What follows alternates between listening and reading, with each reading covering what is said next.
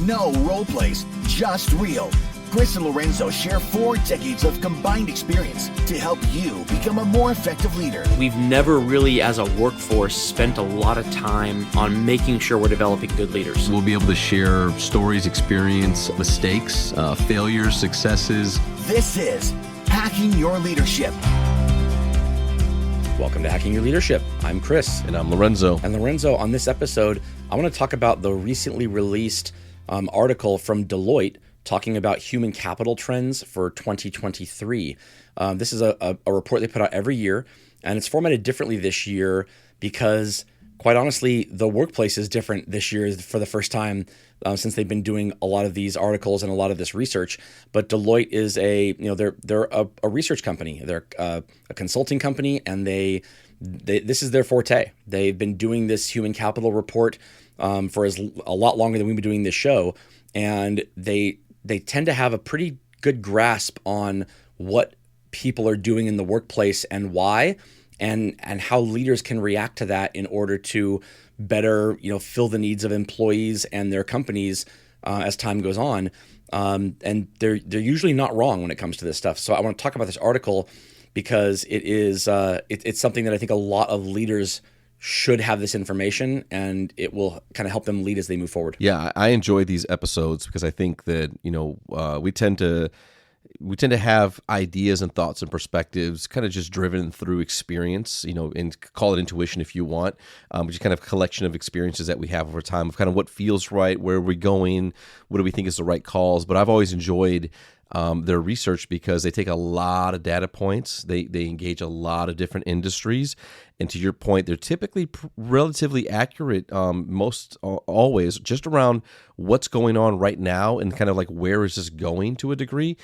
So I enjoy these because I think it's very helpful for leaders to think about and get a peek around the corner, and then, what are these things and how do these play out in my world and in my leadership role with my organization, my industry, and what are things that we can start to discuss, think about, or talk about to get it maybe ahead of it, and to be able to provide, either solutions or even just dialogue and debate around how do we want these things to play out within our own organizations. So the title of the article is called Leading in a Boundaryless World, and I think it's really appropriate because it talks about how the reason why leading is going to be different going forward is because work is no longer defined by specific jobs.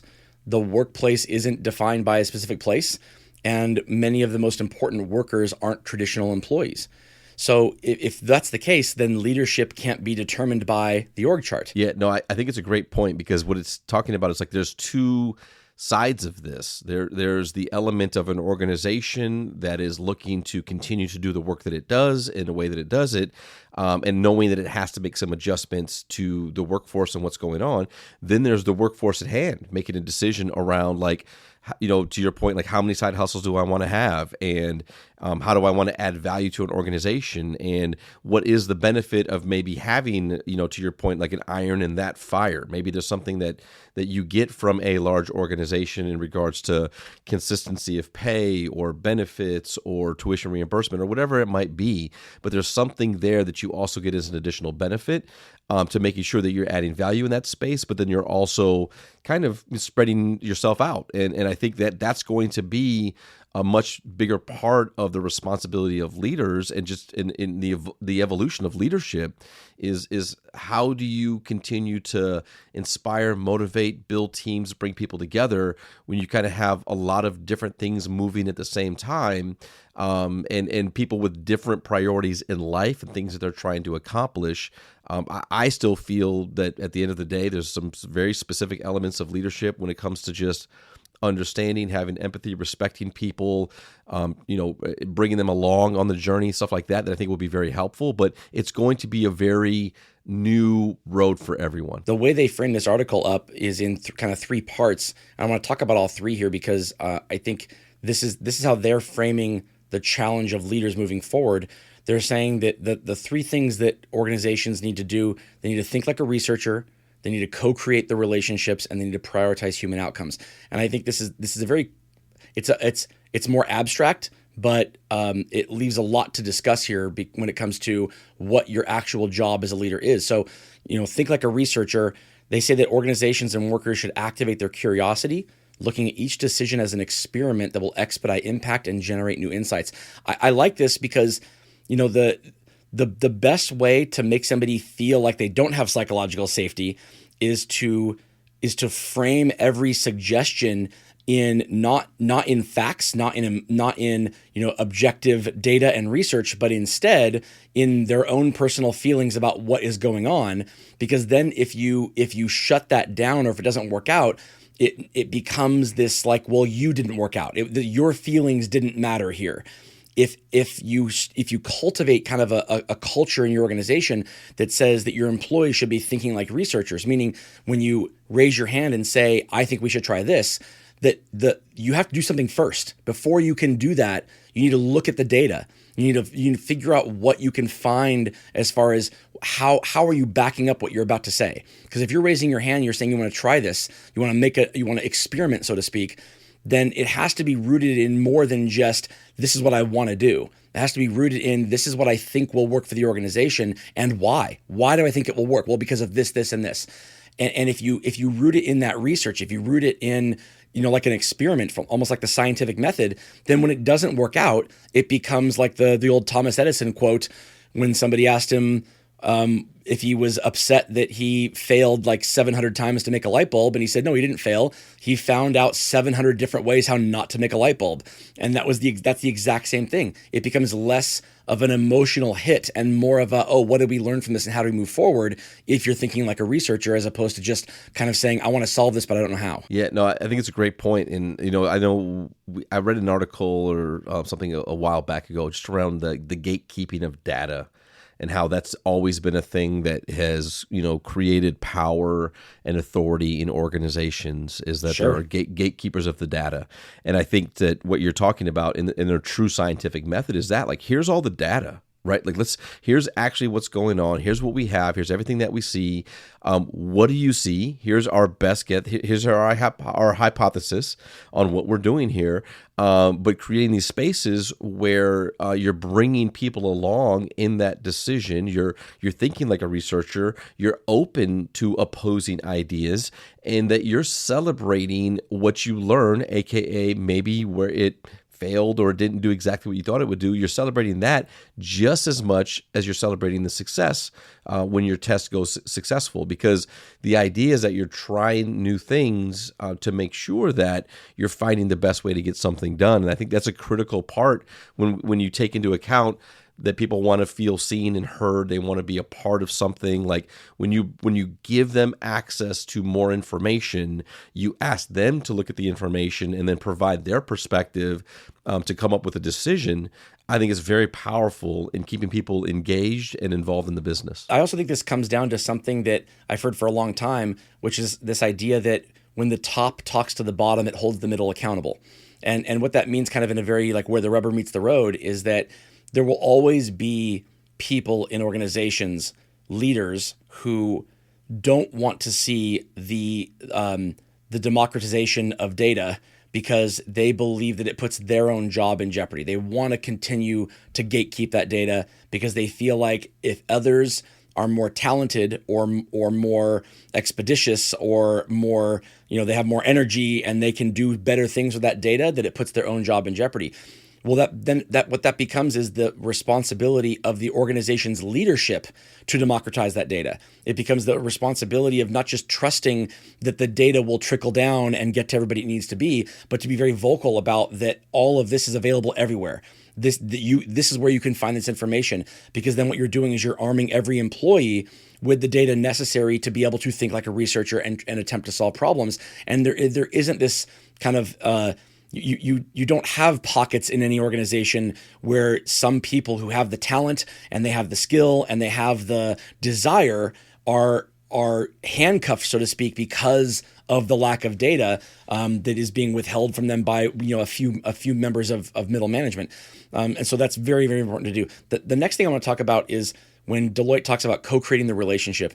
Organizations and workers will need to learn to navigate this new world together, co-creating new rules, new boundaries, and a new relationship. The first thing I think of when it comes to this is this seemingly almost headbutt. It started out as a game of chicken, and now it's headbutting, when it comes to where do people work? Is it remote work? Is it in the office? Is it a hybrid? Is it some mix of all three? Are they allowed to live wherever they want to? Does that mean they take a pay cut? Does that mean all of these things? This is where it's culminating, but this applies to a lot of different places. How do you look at the relationship between you and your employees? Or if you are an employee, how do you look at the relationship between you and your boss? Is it a relationship of co-creation, or is it a relationship of hierarchy? And in general, if both people feel like it's a relationship of co-creation, that's a great thing. If people feel like it's a relationship of hierarchy, then you're going to have headbutting, not just on the work from home or work in an office debate, but every decision that has to go forward. It's a good example because it's to your point, it's going to take some elements of just working through to make sure that that we're like companies and individuals are taking into account all of their priorities, right? Because I think that, and I have friends and people that we know that have transitioned and moved into like work from home from the jobs they were doing and things like that. And like there's these benefits that they talk about. Like I enjoy this, I enjoy that part of it, enjoy that part of it.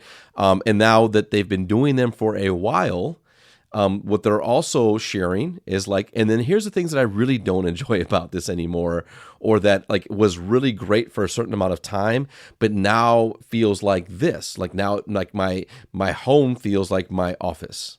Right. And so like it's just and for some people that's easy. For some people, they have a separate office, they have a chair, they have a place, whatever. For other people, they don't. But we're learning through this together right now. And so I just share that because I think that when things have a drastic change like they did for a lot of organizations and individuals, you immediately get a chance to compare what you were doing with what you are doing now.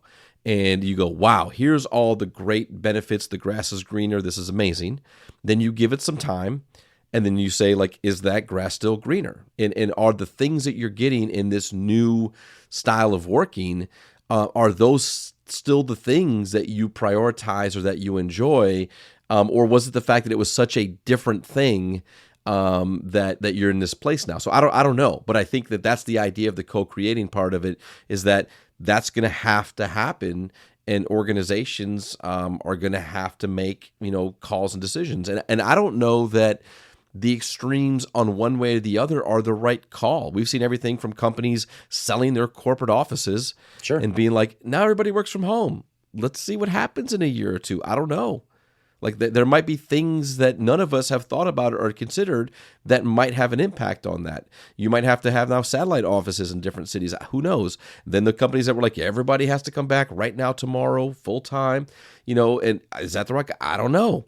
I don't think that those extremes in my mind are the absolute best call for the majority of people, but who knows? So I think that this element of the co-creating the relationship and working through it just says that we have to have a lot more conversations, and we have to learn together and figure this out together. I think one of the things that's kind of like a common thread throughout this is this idea of personal accountability, meaning if you are holding yourself accountable to whatever the problems you are tasked with assigning, then you don't need the boss to hold you accountable. And this goes down to, at the very, kind of like micro level of, what did you do with your time this day? And B, is that enough? And C, is that enough? Like, if you define it as enough, would your boss define that as enough? And if you are looking at it through the lens of, like it's this like, well, if you're at an office, you work 40 hours a week, but we all know that's not true. That people who work they talk about the productivity level of people who work at an office 40 hours a week, that it's something like in the teens, and like somewhere between 15 and 20 of the hours a week are actual productive hours, and the rest of them are not. Well, if there's no difference between that in the office and that at home, if the work is still getting done, then are you just upset that they aren't sitting there at a desk? Is that why you want them to be sitting there? Because you need them to be sitting there? If you can't articulate why you want people doing things a certain way, in a way that is rooted in organizational outcomes, this is the problem we're trying to solve as an organization, and this is the way to do it, and this is why I think it won't be done well this way, and it's backed up in this data. So it goes back to the thinking like a researcher. Got to bring data to it. There's a meme I saw online that said that the reason why a lot of people want the return to work is that they're stuck in 30-year leases in their buildings and they don't like their own home lives. And it's like, well, that might be your reason for wanting to go back to the office, but that doesn't mean you get to make all your people come back just because you don't want to be at home and you're in a lease you have to pay for. That's not a good reason when it comes to your workers. What is a good reason? Well, we can't get the work done at home. If it can't get done, then that is a good reason to return to the office. But define what that means. Define the work and define why it can't get done at home. And if you can, and it's rooted in facts, then that's a valid reason. And that's what, when it comes to co-creation, you have to have, your people have to trust that the reason you're making a certain decision is not because it's what's best for you as the leader, but it's what's best for the organization, and you can articulate that. It's really hard to come back and say, no, that's the wrong way to move forward if it's rooted in those things. And that's what co-creation is. You have the conversation and you give people the opportunity to speak up and say either they agree with this or they don't agree with this, and you hash it out. But the truth will come to the surface if all of the data is available to everybody. And the last thing that I want to mention is this around this idea of designing for impact, prioritize human outcomes. Organizations should create impact not only for their business, their workers, or their shareholders, but for the broader society as well. When it comes to making decisions for your people or with your people, how are you prioritizing the human outcomes as opposed to the business outcomes? Because what we're seeing more and more is that if you prioritize human outcomes, you'll have an army of humans that will prioritize the business outcomes, and the business outcomes will be better. If you prioritize the business outcomes, you'll have some people who, if that's what they want, if the business outcome aligns with their personal values and what they want to get done, then they will do that for you as well. But you can't rely on that being the case for everybody that works in your organization. So you have to prioritize their outcomes, and people want to feel like they're doing more than just what their job is. They want to feel like they're helping society, they're helping the globe, they're helping humanity. They're doing something to leave a mark on the world that they can feel good about, not just that they moved this number of widgets or that they talked to this many customers or clients, or it has to be more than that for people to be fully bought into doing their work. And so if you prioritize the human outcomes from a standpoint of how do you give your workers more time, more money, more of their own ability to figure out how to accomplish the goals that they want to accomplish in their personal lives, and how do you remove roadblocks to doing that, and then just trust that they will get the business outcomes done for you, you can test for that. You can figure out, are the business outcomes getting done? And they'll get done better if you've done a good job of removing those roadblocks and prioritizing the outcomes of the workers. Yeah, no, I think it's a great point, and we've talked so much about this idea of kind of connecting people to a bigger vision for the organization, or a bigger why, or aligning values with the individual in the organization. And again, I think that it absolutely starts at the environment and the culture for the people that work there. But I also think that there's just this larger dialogue that's happening right now around what are we doing? And again, even if we're not doing something that's like, a major global initiative, we're not a nonprofit company that's focused on, removing trash from the ocean. Whatever it is that we do, what are we doing to do that in a way that's more, more positively impacting the earth, or a reduction of the things that we use from the earth, or like there's a lot more dialogue, even if you're not necessarily in a job or an industry where it's specifically about one of these big things. There is something there that people are looking for. And maybe your industry has nothing to do. Maybe it has nothing to do with some of these bigger objectives. Maybe there's not an easy connection to some of these global initiatives. But what are we doing for our local community? What are we doing to help with nonprofits? What are we doing to have a larger impact on our community in a positive way? I just think that conversation just continues to come up more and more and more, and that's what leaders and companies should be expecting. Yeah, well, and it starts with your ability as an organization from a leadership standpoint to articulate what that is. So you have to figure out what it is that you want to do, what is important to you, in order to make sure that it's something that you can at least have the leadership of your organization articulate to the employees, and then know that some of them it won't resonate with. And that's okay. Maybe they're not the right people for the organization. But if you have one, if you have those, something you're doing to impact broader society as opposed to just the bottom line, you will find people who will align with that. You'll find enough people who will align with that to be able to move your business forward, even if some of those people are different than who you have working for you at the time. But where a lot of organizations struggle is just that first step of defining what it is and standing behind it. Defining what that is and making sure that the decisions they make align with that. So it's not just on paper, it's something that they actually show in their actions, every day, not something they just kind of get people to come along with and then they, hope people forget about it because it looked good on a recruiting poster. And so figure out what that is as a leader. Figure out how to articulate it to your people in a way that they can look at it and feel proud about it. And a lot of those problems will solve itself. Absolutely. And with that, it brings us to this episode's 1 minute hack. But first, a few words from our sponsors. The 1 minute hack. All right, for this episode's 1 minute hack, here's what I want you to do. We're going to post a link to this article in the podcast notes. It is a free article. It's not behind a paywall. I want you to start at the very beginning. Think like a researcher. This is about psychological safety. This is about making sure that your employees understand that whatever data is available is something that they have access to, so that you're removing roadblocks to them being able to raise their hand and figure out ways to help the organization to insert themselves where they see problems happening and allow them to kind of run free with that information as long as what they're trying to do is rooted in what that information is.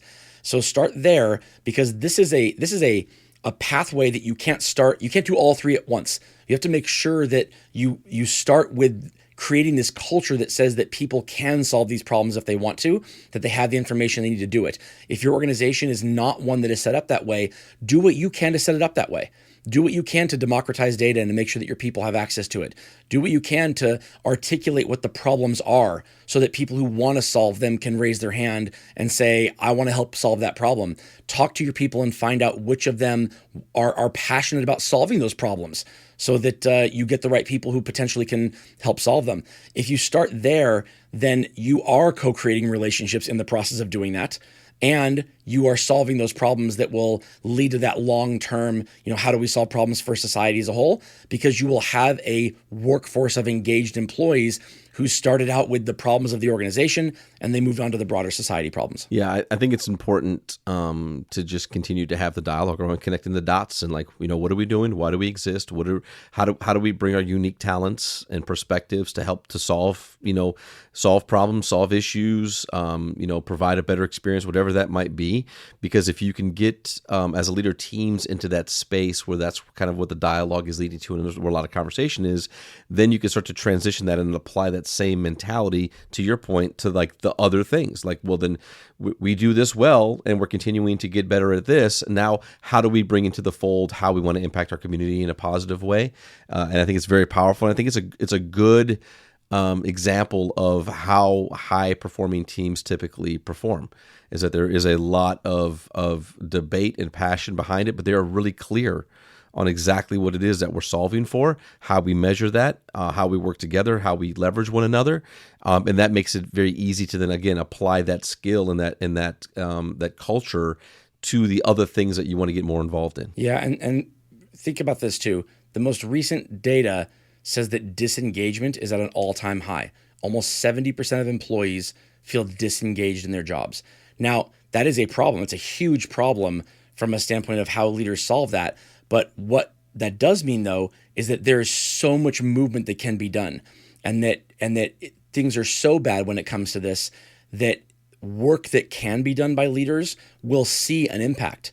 You'll see an impact with your employees in terms of engagement if you do these things well. This isn't like trying to figure out where to kind of move the needle a little bit here and a little bit there. There's some big movement that has to be done in this work, and you'll notice big movement if you make the changes that are necessary. Absolutely. And with that, it brings us to the end of this episode. This is Hacking Your Leadership. I'm Lorenzo. And I'm Chris. And we'll talk to you all next time.